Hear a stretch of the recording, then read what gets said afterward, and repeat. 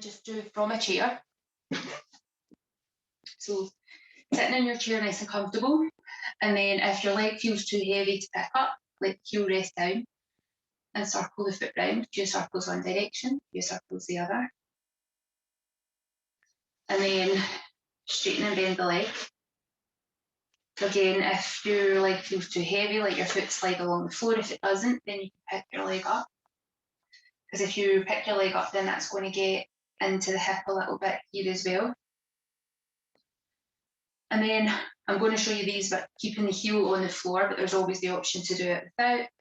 Let the leg come out to the side, so thinking about letting the thigh bone roll out, the thigh bone roll in, thigh bone roll out, the thigh bone. So if we start the movement from up here, the foot will follow rather than, I can start that from my foot, but my thigh bone hardly moves.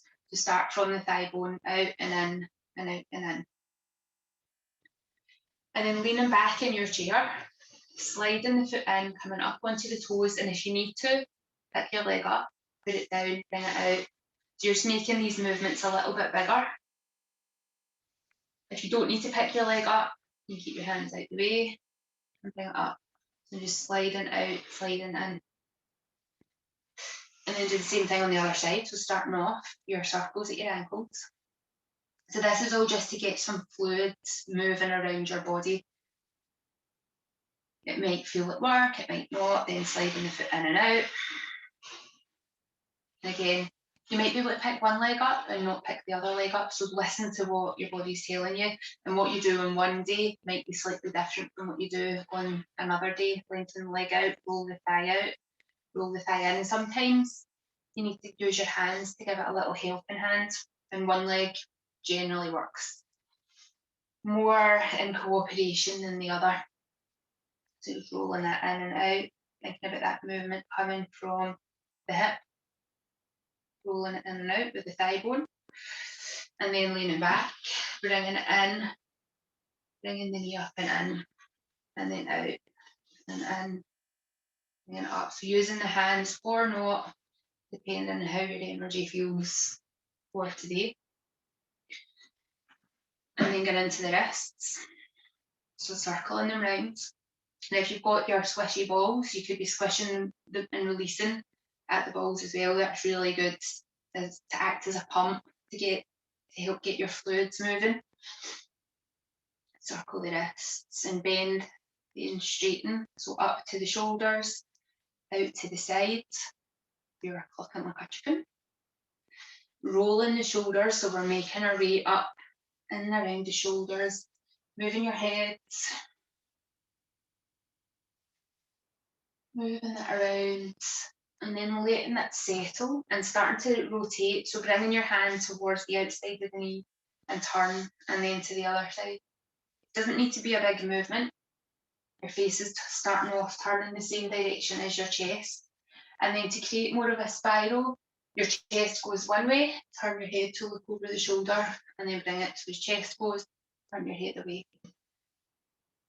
That's going to give you more spiraling. We do this in yoga. More spiraling in through the spine, and then resting, and then getting yourself really comfortable. So you might want to sit back so that your back's fully supported. You might want to be in your chair where your head's supported as well, if that feels more comfortable.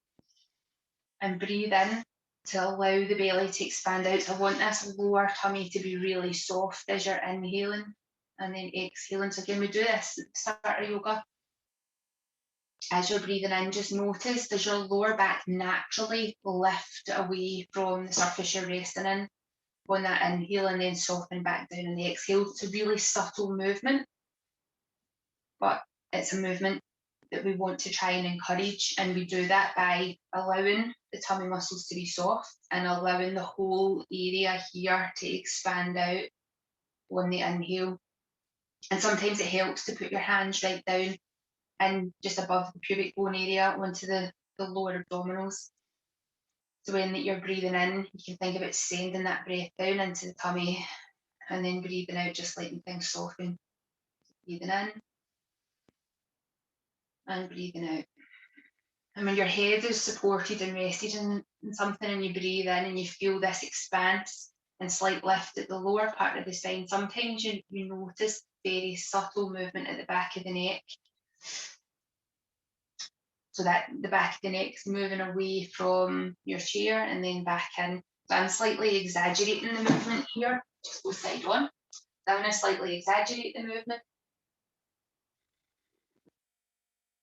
Do that the other way around. So that's exaggerated, subtle deepening of the curve here, deepening of the curve here, slight lift on the ribs here. And when we can get this kind of movement, this is the pump action from the back of the head down to the tailbone, and that's helping your lymphatics. That's helping that lymph system that runs up and down the edges of the spine. So it's helping all this work together. It's going to help with your circulation. It's going to help with everything. It's getting those belly breaths and getting the joints moving, all of them. Moving your head around. And then let it rest. So you don't need to do a lot. You can do this frequently throughout the day. And I want you to rest more. You like to do things, and doing things is good, but being kind and allowing yourself to rest. When you are resting, you could be doing a little bit of here so that it's not completely static. If you have a footstool or something that you can sit with your feet up on, don't have anything handy, you can sit with your feet up and then you can still do that movement here. When your feet are elevated, it's helping the fluids flush up here. But remember, use your spoon that's in the other video to get these scars, get all the tissue around the scars a wee bit more mobilised, and hopefully that will help free some things up to give you a little bit of relief.